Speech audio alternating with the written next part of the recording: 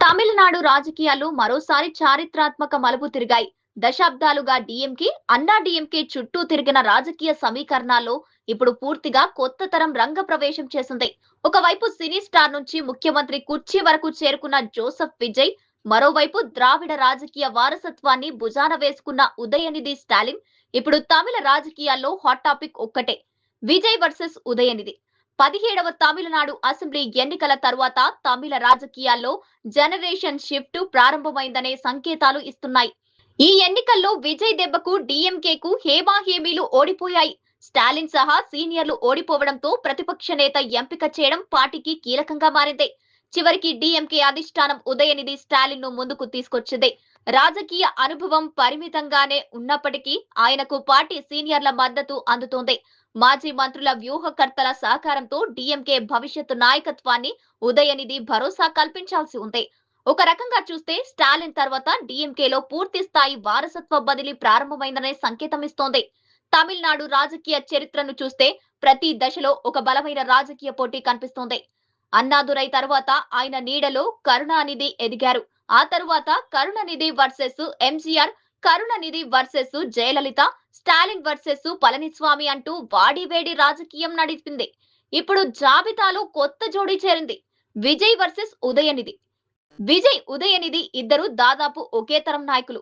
ఇద్దరికీ సినిమా నేపథ్యం ఉంది. ఇద్దరు యువతపై ప్రభావం చూపగలరు. ఇద్దరు సోషల్ మీడియా పవర్ ను బలంగా వినియోగించగలరు. అందుకు ఈ రాజకీయ పోటీ గత తరాల కంటే పూర్తిగా భిన్నంగా ఉండే అవకాశం ఉంది.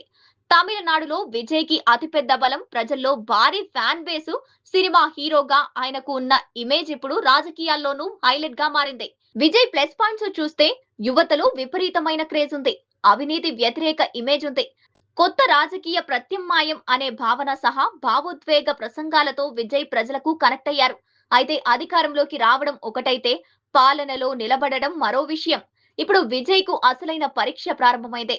ఉదయనిధి మంత్రిగా పనిచేసిన అనుభవం ఉన్నప్పటికీ ఇప్పుడు ప్రతిపక్ష నేతగా ఆయన పాత్ర పూర్తిగా భిన్నంగా సాగనుంది. ఉదయనిధి ముందు అనేక సవాళ్లు ఉన్నాయి. ఓటమి తర్వాత డీఎంకే క్యాడర్ ను మళ్లీ ఉత్సాహపరచాలి. ద్రావిడ రాజకీయ సిద్ధాంతాన్ని కాపాడుకోవాలి. పార్టీ సీనియర్లను సమన్వయం చేసుకోవాలి. ఓ 6 నెలల తరువాత విజయ్ ప్రభుత్వ వైఫల్యాలను ప్రజల్లోకి తీసుకెళ్లాల్సిన బాధ్యత ఉదయనిధిపై ఉంది. డీఎంకేకు గ్రామీణ స్థాయిలో బలమైన క్యాడర్ ఉంది. అదే ఉదయనిధికి పెద్ద బలం. విజయ్, ఉదయనిధి అనే ఈ కొత్త రాజకీయ సమీకరణంలో అసలు పోటీ కేవలం పార్టీల మధ్య కాదు, స్టార్ పవర్ వర్సెస్ రాజకీయ వారసత్వం. విజయ్ ప్రజాదరణలో ముందుకు వస్తుంటే ఉదయనిధి ద్రావిడ రాజకీయ అనుభవం, పార్టీ వ్యవస్థతో పోటీకి దిగుతున్నారు. ఒకరు మార్పు అనే నినాదంతో వస్తే మరొకరు అనుభవం అనే బలంతో ముందుకొస్తున్నారు. ఈ లెక్కన రాబోయే రోజుల్లో తమిళనాడులో రాజకీయాలు మరింత హీట్ ఎక్కే అవకాశాలు కనిపిస్తున్నాయి. అసెంబ్లీలో తీవ్ర వాగ్వాదాలు, సోషల్ మీడియాలో వార్, యువత ఓటు కోసం భారీ పోటీ, సంక్షేమం వర్సెస్ అభివృద్ధి చర్చ జరుగుతుంది. తమిళనాడు రాజకీయాలు ఎప్పుడు డ్రామాటిక్ గానే ఉంటాయి, కానీ ఈసారి కథ మరింత ఆసక్తికరంగా మారింది. ఎందుకంటే ఇది కేవలం అధికార పోరు కాదు. ఇది రెండు తరాల మధ్య, రెండు రాజకీయ శైలుల మధ్య, రెండు భవిష్యత్తు విజన్ల మధ్య పోరు. ఇప్పుడు తమిళ ప్రజలు ఎవరు కథను బ్లాక్ బస్టర్ చేస్తారన్నదే అసలు ప్రశ్న.